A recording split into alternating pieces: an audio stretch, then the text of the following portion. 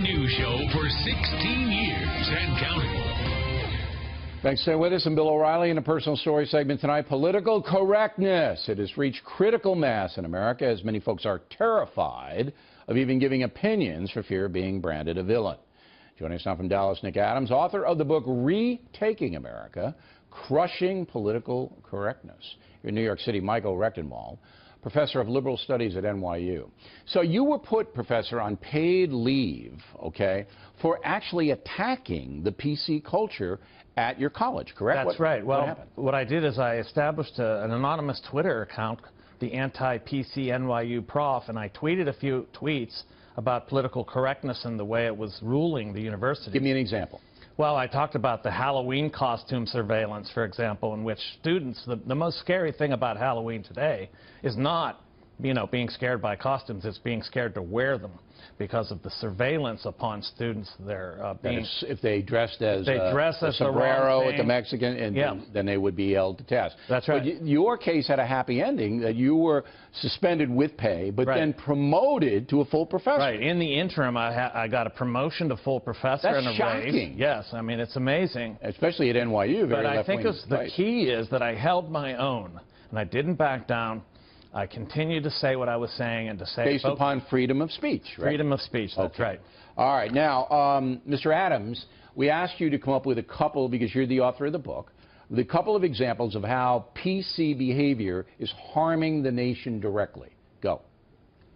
Bill, lots of different examples, because I think political correctness is pretty much behind every single problem that we see in America today. Straight off the bat, let's talk about Hampshire College in Western Massachusetts, a liberal arts institution of about 1,400 students. Last November started doing all kinds of funny and awful things, quite frankly, with the American flag. It led to the United States flag being removed for a period of time under the tenure of the college president, Jonathan Lash. And it was only when veterans groups and other patriotic forces came together that action was taken and that flag was actually restored. It was only after Jesse Waters went up there, embarrassed them, and the next day it was put up. All right, what's your second example?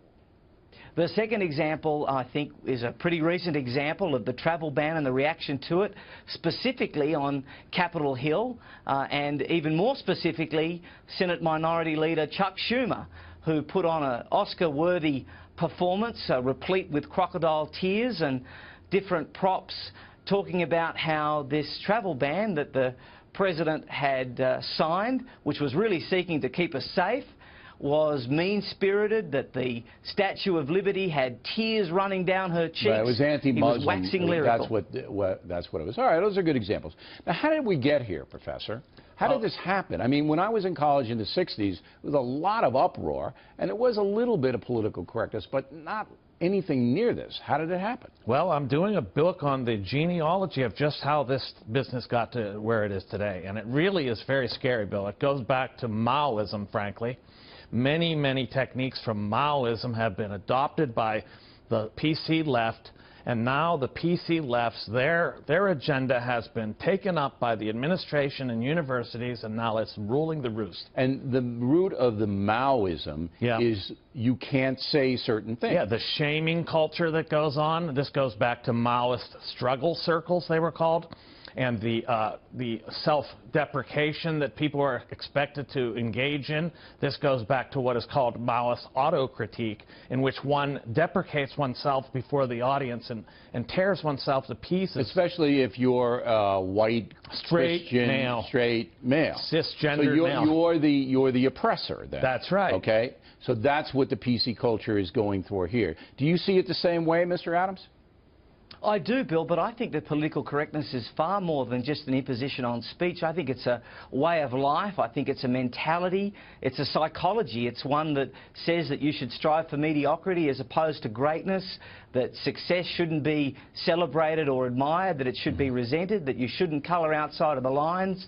I can't think of anything more un-American or anti-American, and whether it's porous borders, declining educational standards, as you illuminate every Monday night across America, all of those things really have their roots in politically correct hostility aimed directly at the values that have made America the exceptional nation on this earth. You guys both make great points, but here's one point that I want to make.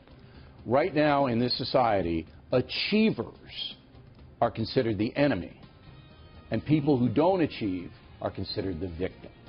And that That's exactly PC has seeped in almost everywhere. Gentlemen, thank you very much.